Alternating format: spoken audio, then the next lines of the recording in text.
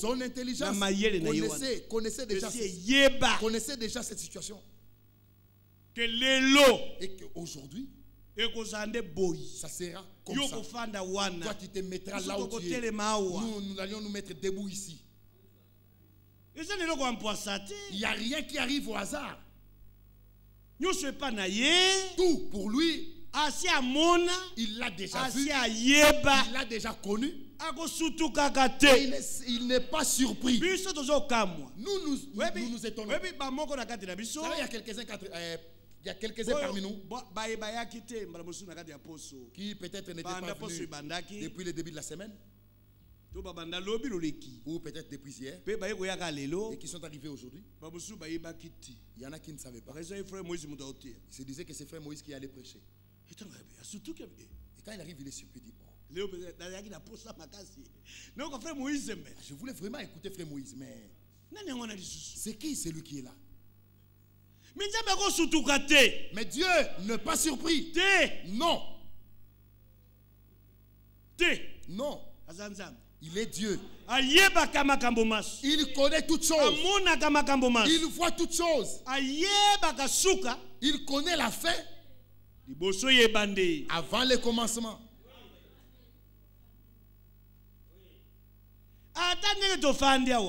Même tel qu'on est assis ici,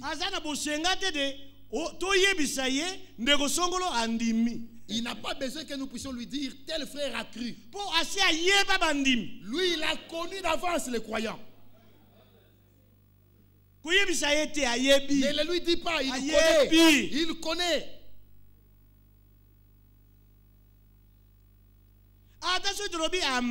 Même si nous disons Amen, il sait qui a cru dans son cœur et qui a dit seulement Amen par ses lèvres tout simplement. Il est Dieu. Il est au-dessus de tout.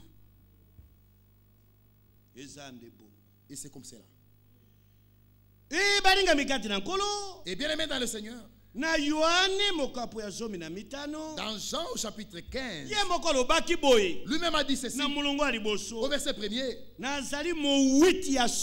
je suis le vrai cep et mon père eux les vignerons. Tout sarment qui est en moi, et qui ne porte pas de fruits, il le retranche. Mon père, il est le vigneron qui m'a planté. Moi, je suis le vrai cep. Et je ne suis pas seulement comme ça seul, le cep. J'ai aussi des sarments. Et ces sarments doivent porter le fruit. Ces sarments sont là pour porter le fruit. Ce n'est pas le fruit des sarments, c'est le fruit du cep. Et le Père veille sur le cep. Et il scrute chaque branche, chaque sarment. Celui qui ne porte pas de fruits, il le coupe, il le retranche.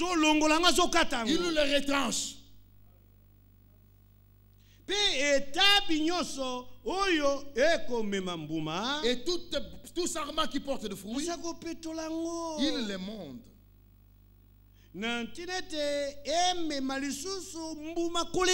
Afin qu'il porte encore plus de fruits. Amen.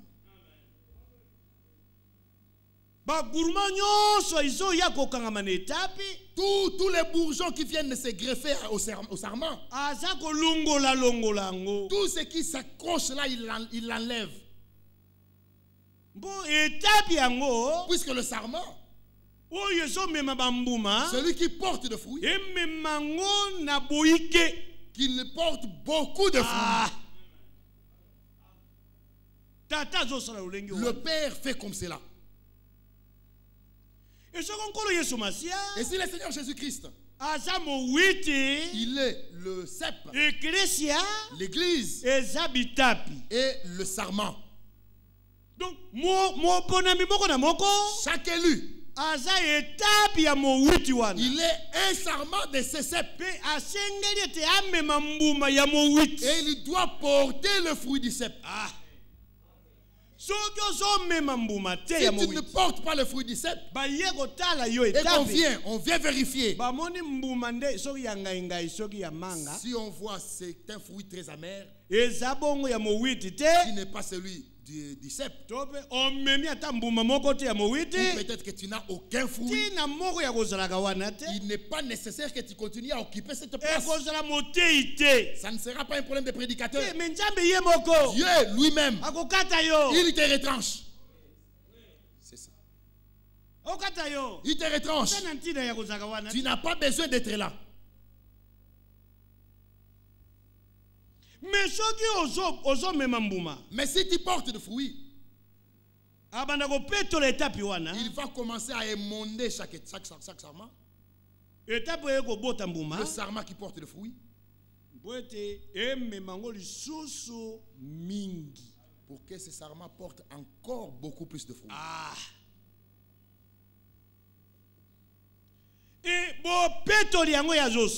Et la manière dont il les monte là, il l'explique à partir du verset 3. Amen. Déjà vous êtes purs.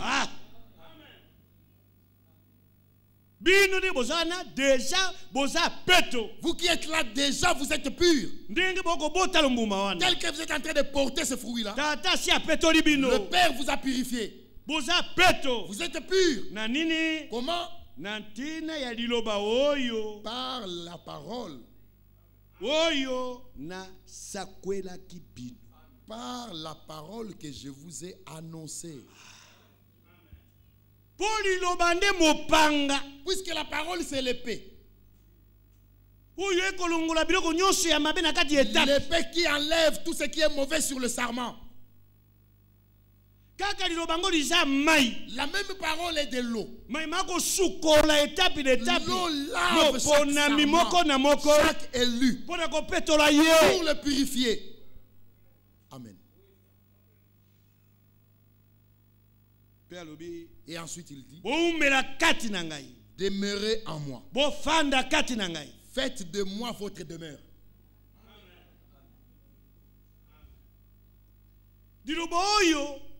Demeurer. Cette parole ici, demeurer, habiter. Ça veut dire bofanda, bofanda. Rester. Ça peut dire aussi boumela. Restez ici. N'allez pas ailleurs. Demeurez en moi. Boumela katinangai. Habitez en moi. Bofanda ni katinangai. Restez en moi. Botika la katinangai. Ne vous promenez pas, restez là. Fais ta tente, construis ta maison là. Demeurez en moi. Et je demeurerai en vous. Comme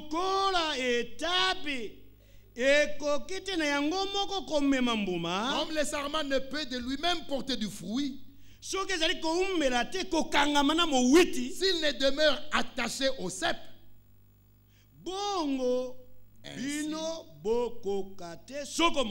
ainsi vous ne le pouvez pas non plus.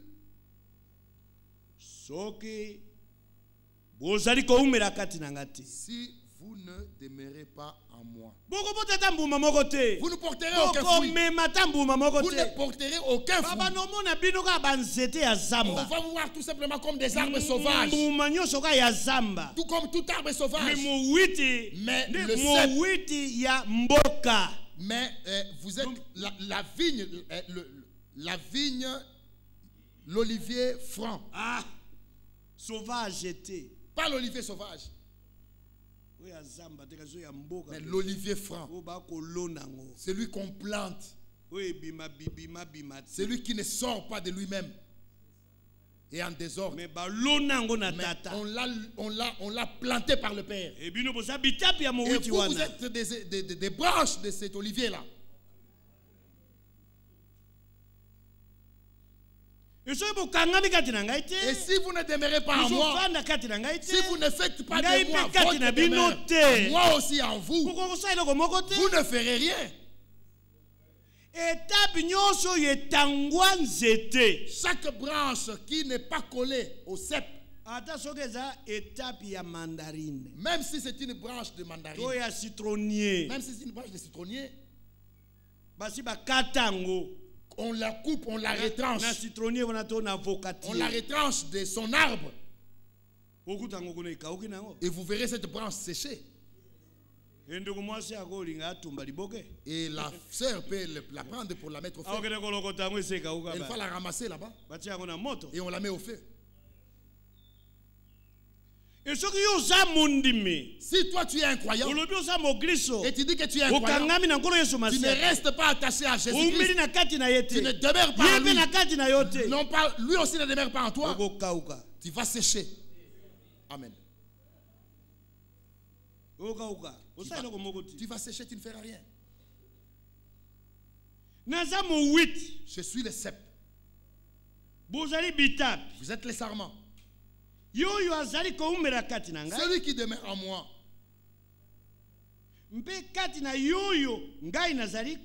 Et en qui je demeure porte beaucoup de fruits. Pourquoi? Car sans moi, vous ne pouvez rien faire. Amen.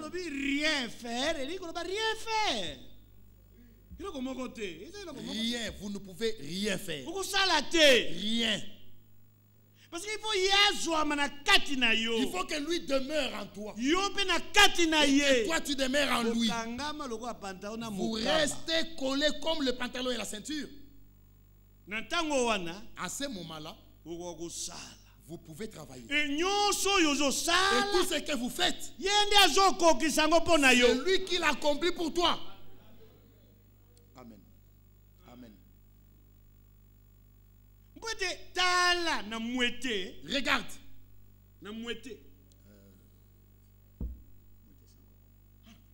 Oui. Regarde sur l'arbre.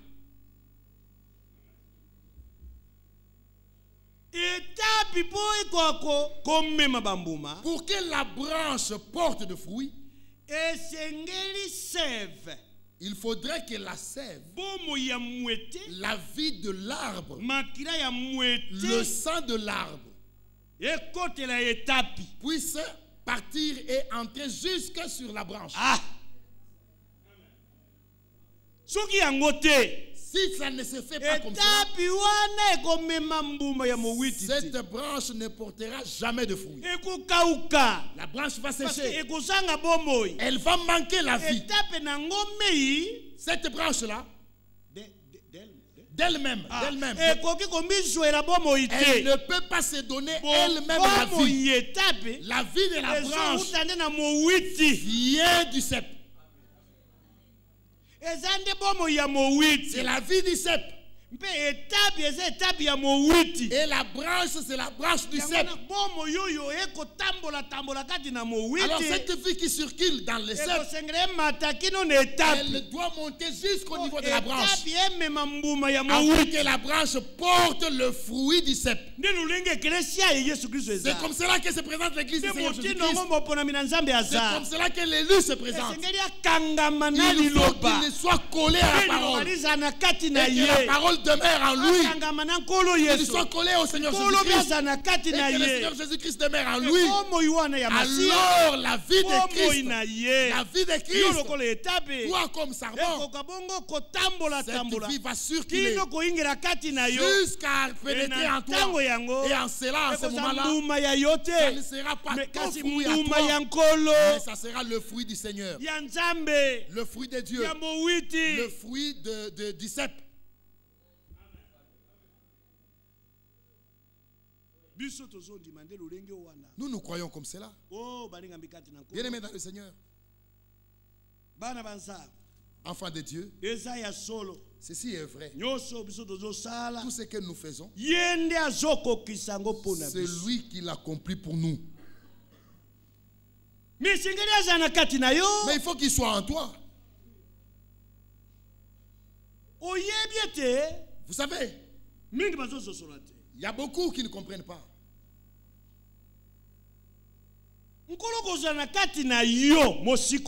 Le Seigneur, pour demeurer en toi, comme en toi racheté, cela ne veut pas nécessairement dire que tu dois recevoir le Saint-Esprit. Il peut aussi être en toi, tu n'as pas encore reçu le Saint-Esprit. Puisqu'il est la parole. Au commencement était la parole. La parole était avec Dieu. Et la parole était Dieu. Dans la parole, en elle était la vie. Et la parole est devenue chair. Ça veut dire quoi? Sans doute, sans contredit. Le mystère de la piété, il est grand. Amen. Dieu lui-même, celui qui est invisible, il se fait voir clairement dans la chair. Dieu a pris un corps de chair. Dieu, il est devenu homme. La parole devint chair. Dieu n'est pas né. Le Fils de Dieu est né. Le Messie est né. Le Seigneur est né. Amen. Mais Dieu, lui, n'est pas né. Jésus est le Fils de Dieu. Il est le Fils de Dieu. Dieu n'est pas né. Dieu est devenu homme. C'est ça. Dieu est devenu homme. C'est ça. Nous on croit comme cela. Oh Maria maman na yes. Maria maman na nzambe. La mère de Dieu. Non. Tu peux pas enfanter Dieu. Dieu n'a pas de commencement de jour. Il n'a pas de fin de vie.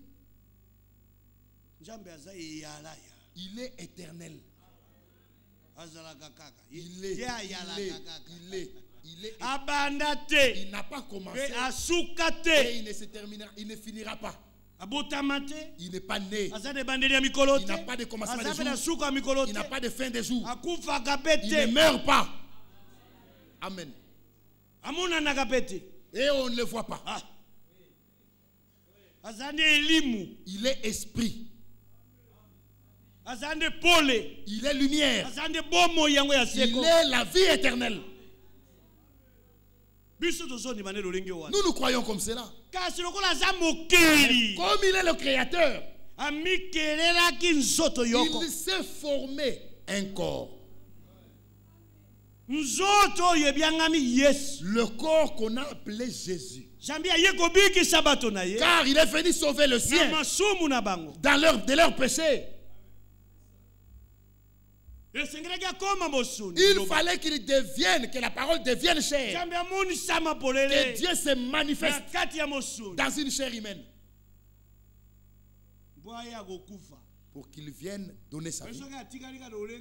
Car s'il était resté dans sa divinité là, Dieu en tant qu'esprit, dans cette nature-là, il ne pouvait pas mourir.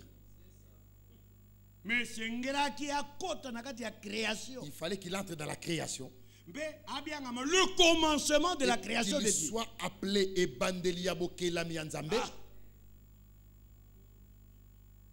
Et à ce moment-là, qu'il prenne un corps de chair,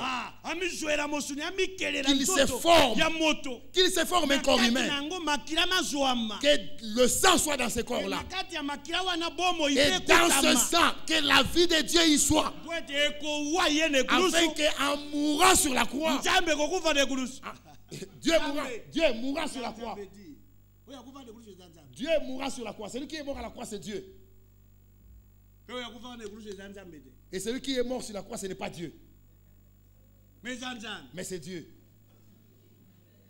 Ce n'est pas Dieu en tant qu'esprit. Parce que l'esprit ne meurt pas.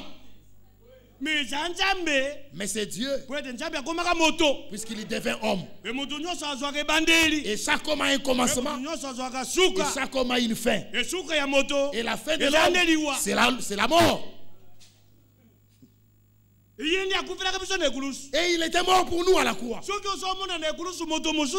le vois, si tu vois à la croix quelqu'un d'autre, quelqu'un d'autre qui était là, qui est différent de ton Dieu, ah, tu es trompé. Tu n'as pas bien vu. C'est lui. Lisons. C'est lui. Regardez. Dans les actes des apôtres, au chapitre 20, là-bas nous lisons ceci.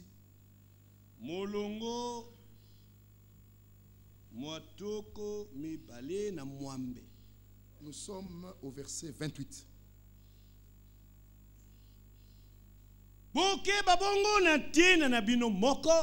Prenez garde à vous-même. Ici, l'apôtre s'adressait aux anciens. À partir du verset 17.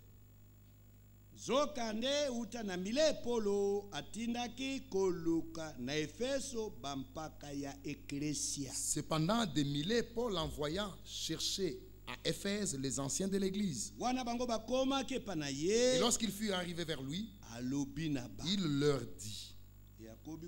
Et c'est ce qui vient juste après, jusqu'au verset 17, au verset 27, il est toujours en train de s'adresser aux anciens.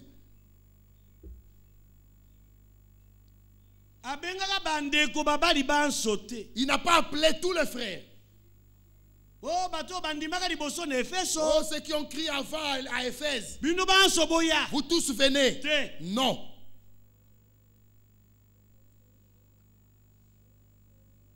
Mais les anciens, ceux qui ont reçu la responsabilité, la charge de conduire, d'être des évêques, des surveillants. Voilà. Prenez garde à vous-même.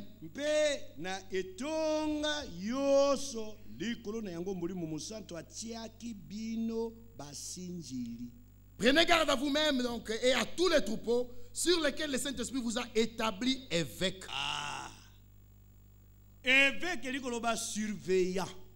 Évêque veut dire Sindili. Il vous a établi évêque pourquoi? Pour paître l'église de Dieu. Qu'il s'est acquise par son propre sang. Et c'est comme cela que c'est écrit. C'est ça la révélation. Le sang de Dieu lui-même, il s'est acquis l'église. Moi je ne peux pas adorer le Dieu qui est resté au ciel là-bas et qui ne pouvait pas venir mourir pour moi. Je dois l'adorer. Comme qui? Il n'a pas donné sa vie pour moi. C'est-à-dire qu'il ne m'a pas aimé. Il fallait que lui-même vienne. Et lui-même il vint. Et il s'est formé un corps dans le sein de Marie. Dieu lui-même s'est créé deux choses. Les deux choses qui s'est créées, c'était d'abord l'ovule et c'était le sang, la sémence. Dans le sein de Marie.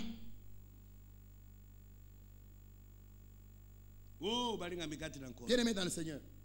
Pour que ce corps-là, celui dans lequel il viendra, le corps de Dieu, Jésus,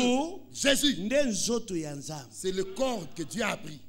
Le corps de Dieu. Ah. Vous savez,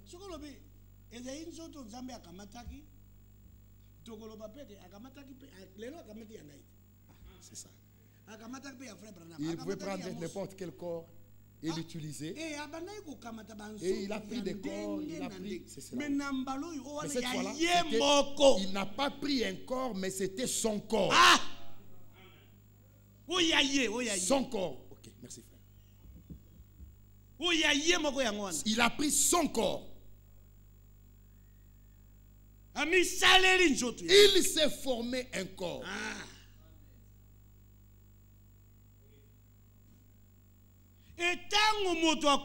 Et quand l'homme meurt, c'est-à-dire que sa pensée sort de son corps, son esprit sort de son corps, son âme sort de son corps. Et c'est là la mort dans la chair. Est-ce que Dieu peut mourir? Dieu en tant qu'esprit ne peut pas mourir. Et même les hommes, personne n'est mort. En esprit, personne n'est mort. Tout ce que nous plairons, ils existent.